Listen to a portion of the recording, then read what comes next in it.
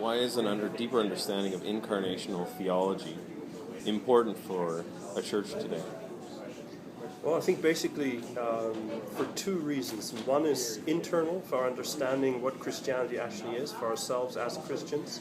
And the second one is external, if you will, how we relate that faith to culture, how we relate Christianity to culture. And the first reason is that basically instead of thinking of Christianity as being primarily about the salvation of our soul from hell or the forgiveness of sin, that primarily Christianity is training in humanity.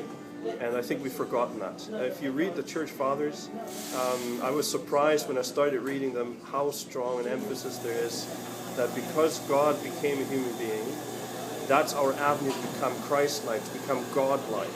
And what that means is to become the perfect human being that Jesus Christ actually was in his incarnation.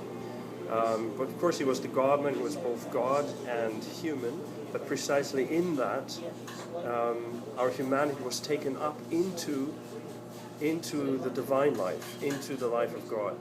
And that changed everything. So we do social justice, we try to overcome our selfishness, we ask for forgiveness and heal our human relations. Why? Because our ultimate goal is to become a truly human being, the way that Christ inaugurated it when he lived, died, and rose from the dead. So I think it makes a big difference to think about Christianity in terms of its ultimate goal rather than these necessary detailed particular elements such as forgiveness of sin and so on and so forth.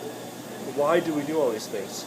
And how that changes is, for instance, if I recall sermons in the church where the whole sermon was about obedience, but there was no reason given why I should obey. It was just taken for granted that I needed to be obedient as Christ was obedient. But even Christ was obedient as an expression of his communion of love with the Father and the Holy Spirit. That's, I think, why Trinitarian theology is so important also. So the basic idea for the internal aspect is that we understand Christianity differently with the tradition as training in our true humanity, which I think changes a whole lot of things. And the second aspect is that how to relate this faith to culture? How does that help us to understand Christianity's relation to culture? Well, the whole idea is, of course, as Christianity is, not uncontroversially, universal proclamation of the good news, is that every human being is made in the image of God, and every human being is destined toward that true humanity. And therefore, on the one hand, we recognize that by the grace of God, we're on that path, regaining our God-likeness, but then on the other hand, that very grace, that very act of God that we celebrate, by the way, at the Lord's table, every time we do it, connects us intrinsically to the rest of humanity who have the same destination, even though they're not in the same relationship with God. So what that means is, at the very heart of my Christian commitment and faith, I'm never really totally separate from the rest of humanity.